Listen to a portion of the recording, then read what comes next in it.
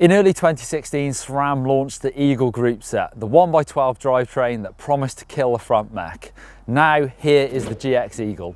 It gives you the same options at a much more wallet-friendly price. So let's take a look.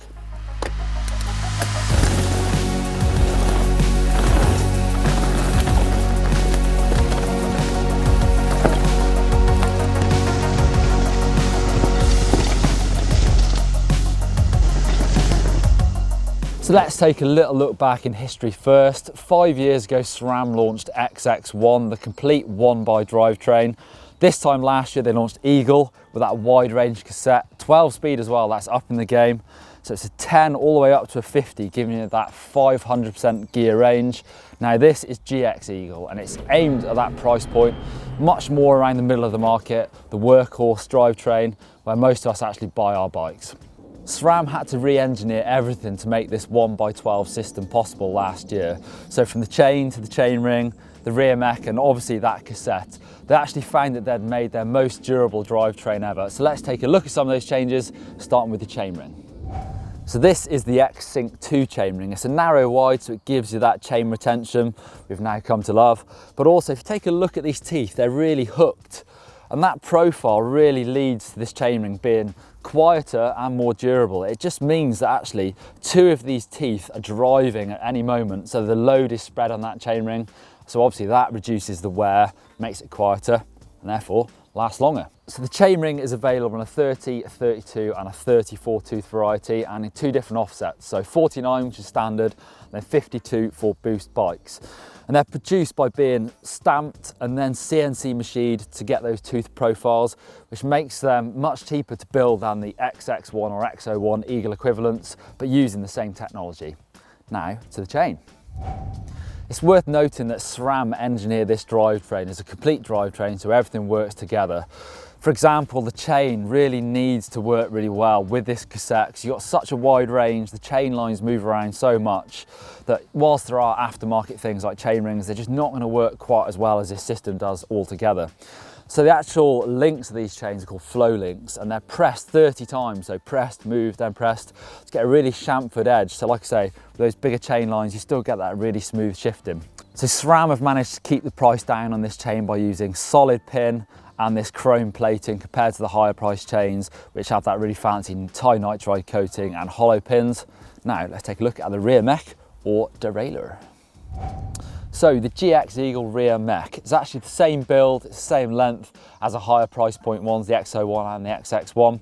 It's just made more affordable using more affordable material. So a lower spec alloy, there's non-ceramic bearings in here. And actually the time that it takes to build this rear mech is less, so therefore again makes it cheaper. You still have a roller bearing clutch in there, that big 14 tooth lower jockey wheel to accommodate that wide range cassette and also keep that pedaling smooth. Another cool feature about Eagle is it's all cross compatible, so if it's got Eagle on it, it'll work. For example, you could upgrade the rear mech to an XX1 or the chain or the cassette and it will all work together. Next, let's take a look at probably the most important part of this whole drivetrain, the cassette. So this really is the key piece of this drivetrain, this 10, 50, 12 speed cassette.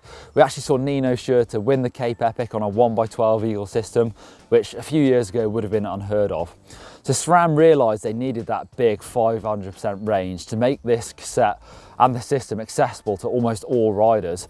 But as well as that, they really spent a lot of time thinking about the steps between the gears. So the largest jump is 20%, and that's from this 42 all the way up to that 50 to give you that lowest gear. But on average, they're less than 80% jump between gears. The cassette is also the most complex piece to make. The XX1 cassette, for example, is actually milled out of one piece, whereas the GX Eagle has individually stamped sprockets that are then joined together with stainless steel rivets onto an alloy backplate. So the last 2 pieces of the puzzle, we've got the GX Eagle cranks. These are aluminium, available in 165, 170, 175mm lengths, and also in the Descendant and Stylo ranges. The shifter, again, it's 1x12 obviously. It's compatible with the Matchmaker system and also gives that adjustability 10mm left or right. You've got an aluminium trigger, so it's nice and durable in the case of crashes. And the cost is kept down on the shifter by using a bushing in there rather than a bearing. So let's take a look at just how affordable the GX Eagle is. Well, let's take a look at a few parts to begin with. The rear mech comes in at £95. Compare that to X01, which is £185. The cassette is £170, compare that to an XX1, which is £353. For the overall drivetrain, an X01 comes in at £987, the GX Eagle £425. So less than half the price, but what is the payoff? Well, a little bit of weight. This is only 14% heavier.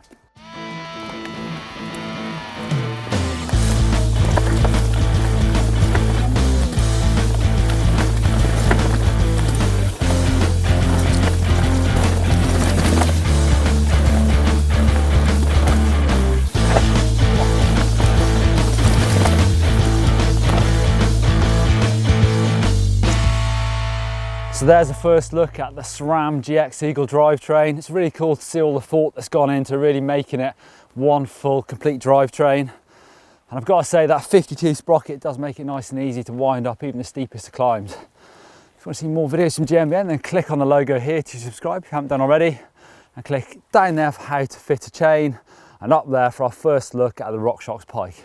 Give us a thumbs up if you enjoyed this video. I'm gonna get up this hill.